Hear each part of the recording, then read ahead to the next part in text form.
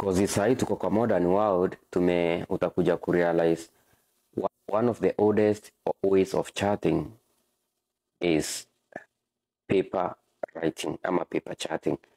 People do not like it, but unapata with the development of technology vitu nyingi tunafanya siku hizi online.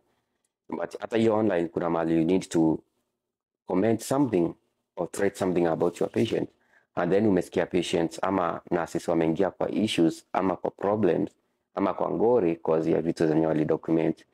Vitu zingine unafaa document kwa careful. And funny enough, no one teaches you to do this documentation when you are in nursing school until ukuje kwa ground ndio uanze kulearn, kumbe hapa sifai kufanya hivi. One of the things that you should never comment in a patient progress note is patient was resting with eyes closed. I'll continue monitoring the patient.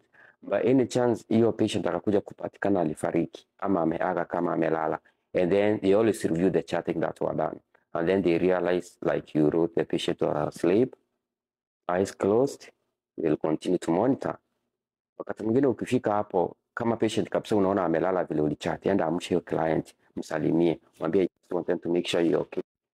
Then sema patient alikuwa amelala akaamka, mkaongea na ako sawa. But tuseme patient alikuwa amelala amefunga macho ukamwacha, utaendelea kumonitor. What are you monitoring? Your patient hujui kama anaongea, hujui kama ako vipi, and you know it's very complicated because the patient's situation changes so fast. Mgonjwa alikuwa ako sawa, alikuwa anakula, the next day ameanguka na hivyo ndo ameenda. So it's always good to make sure like you call your patient, make sure they are okay, have a conversation with them, then you can let them sleep. Even if mgonjwa hapendi kuamshwa and you are taking care of that patient, please usiignore kwamba patient alisema alale.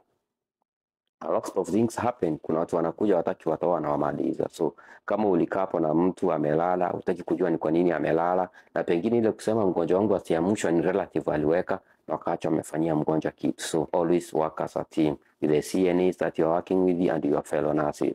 Kama kuna LPNs, the same thing, work as a team. Thank you.